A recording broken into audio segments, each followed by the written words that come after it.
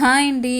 ఈ సమ్మర్లో పిల్లలు ఎక్కువగా అడిగే మాట స్నాక్స్. అమ్మా స్నాక్స్ కావాలమ్మా, ఏదైనా చెయ్యమ్మా అని అడుగుతారు కదండి. మా ఇంట్లోనే కాదు, ప్రతి ఇంట్లో ఇదే గోల. ఈవినింగ్ 5 అయితే చాలు మనకి బెల్ స్టార్ట్ అయిపోతుందండి.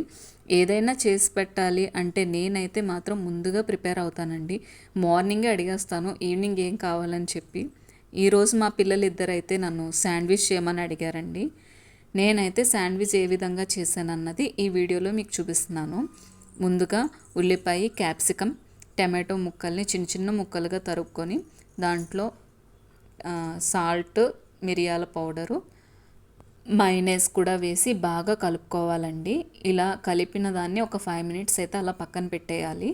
ఎందుకంటే ఈ మైనస్ ముక్కలకి బాగా పడుతుందండి. తర్వాత బ్రెడ్ స్లైసెస్ తీసుకొని 2 స్లైసులు తీసుకొని రెండిటికి ఒక్కొక్క వైపు టమాటో సాస్ రాసుకోవాలండి.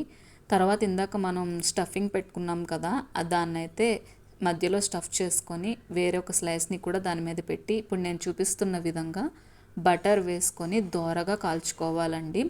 దోరగా కాలితే చాలా బాగుంటుంది, తింటుంటే క్రిస్పీగా ఉంటుందండి. లోపల మైనస్ కూడా ఆ వేడికి కరిగి మనకి చీజ్ అయితే ఎలా వస్తుంది అలా తింటూ ఉంటే బయటకు వస్తూ ఉంటుందండి. చాలా బాగుంది, అయితే చాలా బాగా వచ్చిందండి. బయట చేసినట్టే మా పిల్లలకు కూడా బాగా నచ్చిందంట. Okay, bye.